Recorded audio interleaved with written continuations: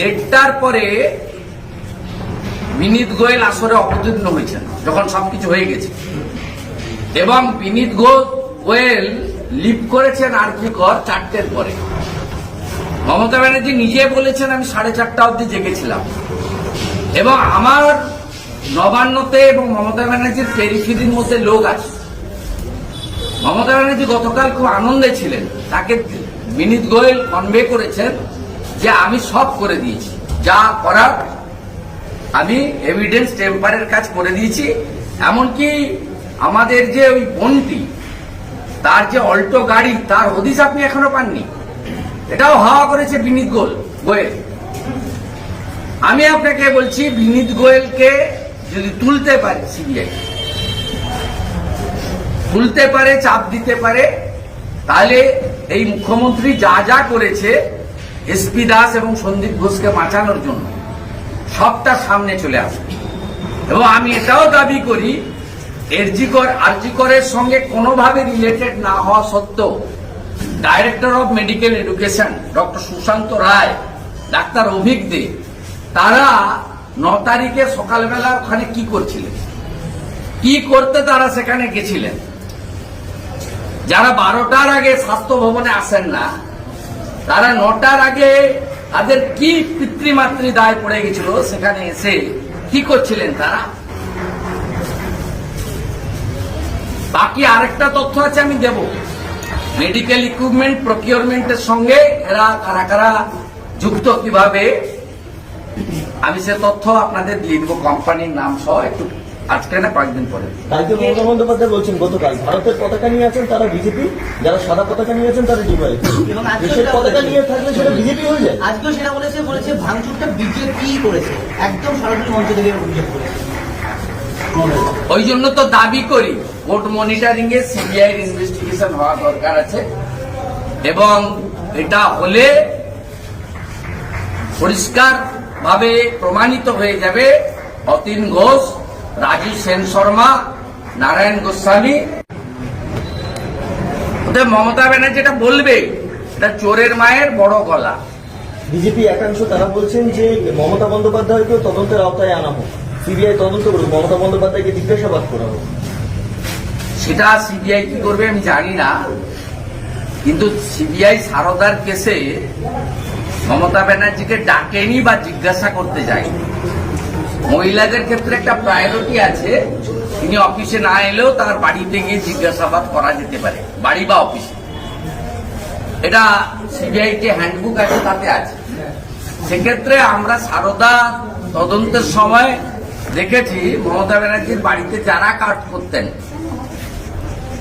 সেই কার্তিক বাবু থেকে শুরু করে, শেখরদা থেকে শুরু করে, আপনার সুব্রত বক্সি থেকে শুরু করে, যারা তহবিল দেখতেন, এরকম ব্র্যান্ড থেকে শুরু করে প্রত্যেকটা লোক, মানিক মজুমদার থেকে শুরু করে, মমতা ব্যানার্জির যে প্রেসিডেন্সের অফিস, একটা লোককেও সিবিআই বাদ দেয়নি, ইনভেস্টিগেশন করেছিল পঞ্জি কালেকশন কেসে, এক্সেপ্ট মমতা ব্যানার্জি। অর্থাৎ সিবিআই তখনও মমতা ব্যানার্জির ক্ষেত্রে দুর্বলতা দেখিয়েছে। সেই কারণে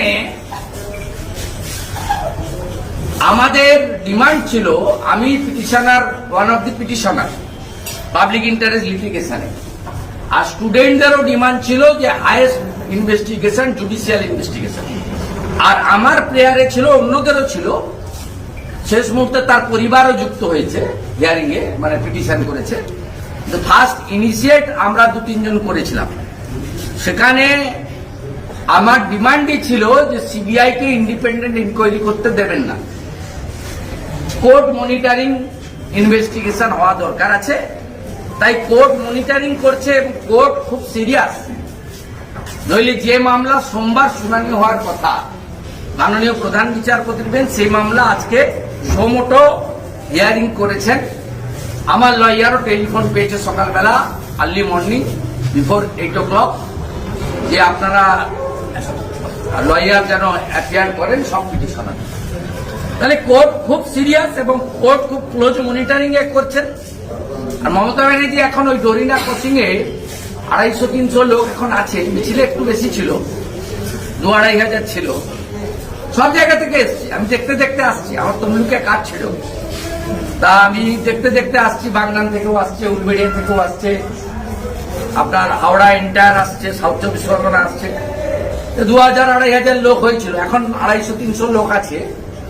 সেখানে তিনি বলছেন রোববারের মধ্যে ফাঁসি চাই, বিচার চাই। মাননীয়া, কালিয়াগঞ্জের ওই রাজবংশী ক্লাস 9-এর বাচ্চা মেয়েটি বর্মন পরিবারের, তার কেসটা তো সিবিআই কে দেয়নি কোর্ট, আপনার হাতে আছে। আপনি 1.5 বছর হয়ে গেছে ওই জাভেদ নামে যে ছেলেটি করেছে, যে এখনো জেলে আছে, তার কনভিকশন দিতে পেরেছেন? মাননীয়া, ময়নাগুড়ির ক্লাস 11-এর ট্রাইবেল বাচ্চা মেয়েটি গোর্খা পরিবারের, মাটিগাড়া, তাকে আপনি ন্যায় বিচার দিয়েছেন? ওই মামলাটা তো সিবিআইয়ের কাছে নেই।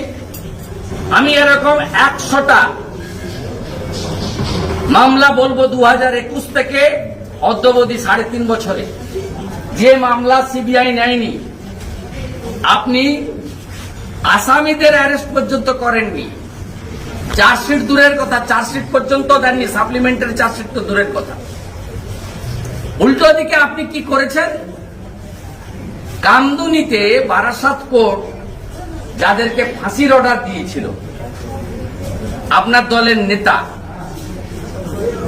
19টা পিপি চেঞ্জ করে,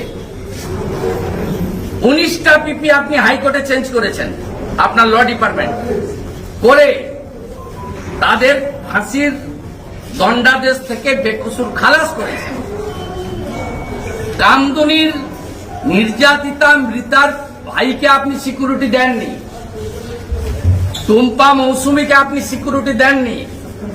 আপনি সিকিউরিটি দিয়েছেন লোয়ার কোর্টে ফাঁসির দণ্ডাদেশ প্রাপ্ত, পরবর্তীকালে আপনার সিআইডি এবং আপনার পিপির সৌজন্যে যারা হাইকোর্ট থেকে খালাস পেয়েছে, তাদের বাড়িতে আপনার এখনো পুলিশ বন্দুক নিয়ে পোস্টিং হয়ে আছে, তারা আপনার ভোট করায়। আর আমি যেদিন মহিলাদের নিয়ে কামদুনিতে মিছিল করেছিলাম, মিছিলে আপনার লোকরা পাথর ছুড়েছে, আমাদের লোকেরা গাড়ি ভেঙেছে, আমাদের বারাসাতের পার্টির জিএস এর কপালও ফেটেছে। এই হচ্ছে অ্যাকচুয়াল সিচুয়েশন। তা আপনার মুখে নারী সুরক্ষা আর সিবিআই কে রোববারের মধ্যে দিয়ে দিতে হবে মামার বাড়ির আবদার নাকি আপনার এসপি দাস হয়ে যাবে।